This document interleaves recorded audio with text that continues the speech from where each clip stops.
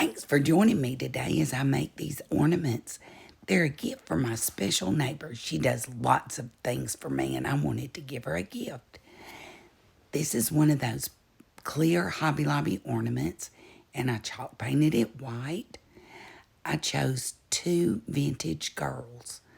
You would have to know my neighbor to know this is completely her style. Her house looks like Tara, and I enjoy looking at it out my front windows every day. I took a template that I have made for a frame so I could see through to my design. It's actually the back piece of a napkin. They work great for that. And then I tore the edges of the design just in case part of it showed. It didn't, but just in case. And then I drew that template onto the ornament. And I'm sorry I got off frame here, but I'm just measuring around where I'm going to draw a line where it'll be one color on top and another color on the bottom. Then I ripped the girl just a little bit because there is a little roundness to this ornament. And I decoupaged her down with DIY liquid patina. This is an IOD ornament. I think it's the frames ornament. Mold. Words. And I cast that with DOS air dry clay, and I just did the outer rim. Normally you would do the center part as well, and it kind of raises up, but I didn't want that. And I cleaned up any of my little frays that were on my clay. Then I painted it with silver paint, and I put Top Bond Quick and Thick on the back. And then I just simply attached it around my decoupage paper.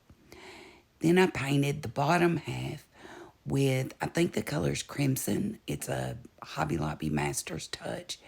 And the top part is actually a very pale gray. I know it appears white on screen.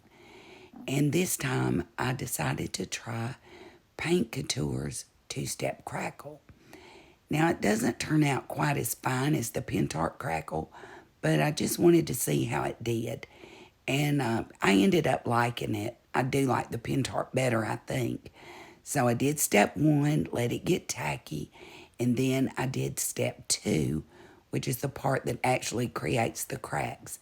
I did let that dry overnight. And then when I got up the next day, I put on, I didn't have anything silver other than paint except rub and buff. So I put rub and buff on, and any spots that were too dark, I erased that, so to speak, with clear wax. And it turned out pretty good. I do like the Pentart better, though. And after I did that, since I did use the rub and buff, which is more of a petroleum-based product, excuse me, I used the Pentart varnish over the top. And that is solvent-based, so you do have to use mineral spirits or something to, clean your brush. And it does have a little odor to it. And I did paint the entire ornament, and I even went over with that gloss over my decoupage paper. This is a redesign by Prima mold. I think the name is Frames, and I cast 4 of these for each ornament. Now, this ornament is pretty detailed, and it's actually kind of deep. So I painted that with the same silver paint that I did the frame, and then I flipped them over, but I put the Top Bond Quick and Thick where the color change was on the ornament.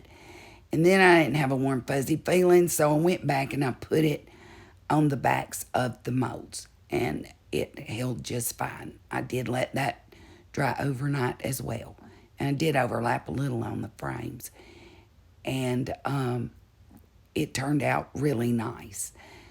Then I took the 4th mold that I cast, and I made almost like a little crown. I cut off part of it and just made basically a little crown on the top of that frame, and that's how that turned out. Now, I searched high and low, and I live in small town Alabama, so I don't have a lot of resources, and I couldn't find a satin ribbon that was silver or silvery looking, and none of the reds matched. So I had some silver ribbon in my stash, but it was wired. So I just cut the end and pulled out those wires with my needle nose pliers and made a regular bow. And this is how they turned out.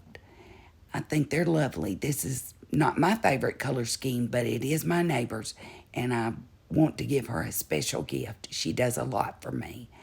And I'm also including just a snippet of some that I made for my tree that goes in my foyer in the blue and cream color scheme. I thank you so much for watching, and I hope you'll join me the next time. Leave me a comment. Let me know what you think. Thank you so much for watching. Happy decorating.